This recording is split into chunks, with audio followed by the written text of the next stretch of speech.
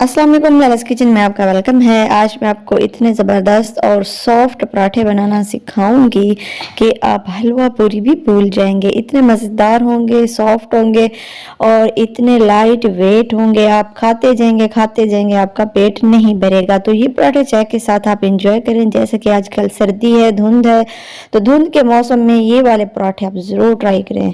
तो इसकी रेसिपी ये है कि आपने घर में जो आपके इस्तेमाल में होता है आटा गंदम का, वो ले लेना है और आधा आपने लेना है गंदम का आटा और आधा आपने लेना है मैदा।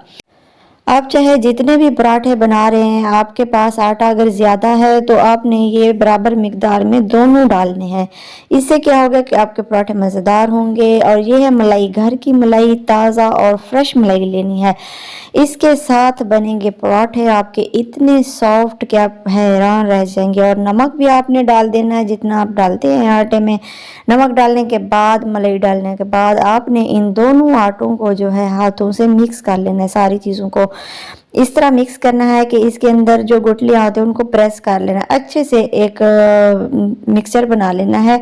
गुठलियाँ वगैरह इसकी रिमूव कर देनी है। हाथों से मसल मसल के इसको एक प्योर आटा बनाना है। फिर आपने नीम गर्म पानी से इसको गूंदना है और आपने थोड़ा थोड़ा पानी डालते जाना है, इसको गूंदते जाना है। और हाँ, सख्त हाथ से नहीं गूंदना, बहुत ज़्यादा प्रेस कर के भी नहीं गूंदना, बल्कि हल्के हल्के हाथों से इसको गूंदते जाना है। जैसे कि देखिए आप थोड़ा सा ये हम गूंद लेंगे आटा, तो बाद में जो है हम इसको अच्छे से जिस तरह आप घर में आटा गूंदते वैसे ही गूंद लेंगे। तो सारा प्रोसेस जो आपके पराठे का उसको सॉफ्ट करने का स्टार्ट में ही होता है कि स्टार्ट में आपने अच्छे से अगर आटा गूंद लिया ना, तो बाकी का जो प्रोसेस है वो भी अच्छे से होगा। पानी जो है आपने नीम गर्म इस्तेमाल करना है। और मलाई का फ़ायदा ये है कि जो आप पूरी बाज़ार से लेते हैं, कहते हैं कि इतनी सॉफ्ट पूरी है कि मज़ा आ रहा है खाने में, तो ये तो घर का है, साफ़ और सुथरा बनेगा। और ये पूरी से कहीं ज़्यादा 100% ज़्यादा ये सॉफ्ट होगा, खालिस होगा और अच्छा होगा।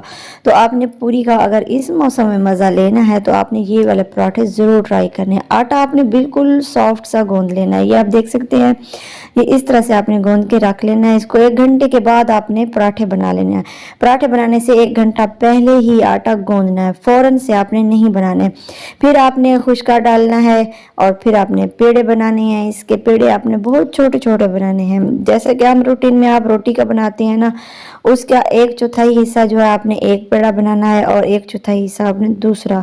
मतलब आपका टोटल जो पेड़ा होता है घर में आम रोटी का, उसका 4 हिस्से आपने करने हैं। ठीक हो गया। ये छोटे छोटे हैं और कैमरे में जो है इस तरह से नज़र आ रहे हैं। ये सारे पेड़े मैंने बना लिए। ये सारे पेड़े अब बनकर तैयार हो गए हैं। अब आपने क्या करना है, अब आपने इसको 5 मिनट का स्टे देना है। 5 मिनट के बाद हमने हल्के हाथों से थोड़ा सा प्रेस कर लेना है और इसकी छोटी छोटी रोटियां बेल लेनी है। मैं तो हाथों से ही बेलती हूँ, कभी बेलन इस्तेमाल ही नहीं किया। बेलन वाली रोटी जो है वो थोड़ी सख्त होती है। अगर आप इस तरह से हाथ से बनाएंगे, हाथ वाली रोटी बहुत सॉफ्ट होती है। तो आपने इसके ऊपर ऑयल लगा लेना है। ऑयल नहीं है तो आप घी भी लगा सकते हैं, जो चीज़ भी आपके पास है आप इसको लगा लें।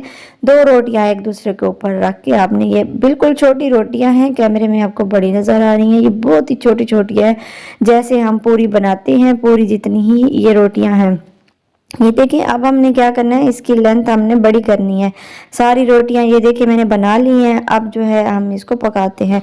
पकाने का तरीका ये है, आपने बेलन पे इसको नहीं बेलना, बल्कि हाथ से ही इसको बड़ा करना है। हाथ से ही इसकी जो लेंथ है वो आपने बनानी है। तो ये देखिए, एक पराठा मैं आपको बना के दिखा रही हूँ। इस तरीके से आपने सारे पराठे बिल्कुल इसी तरीके से बना लेने।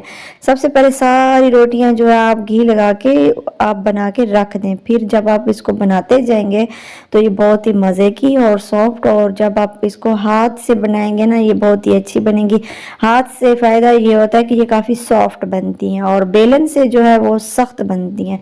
तो आपने इसको हाथ से ही बनाना है। ये आप देख सकते हैं इतना मज़ेदार, और ये पराठा सॉफ्ट इतना है कि आप यकीन नहीं कर सकते। जब आप इसको खाएंगे इतना लाइट वेट होगा कि आप खाते ही जाएंगे। उम्मीद है ये रेसिपी बहुत पसंद आई होगी। लाइक कर दें, कमेंट कर दें। Thanks for watching. अल्लाह हाफिज़।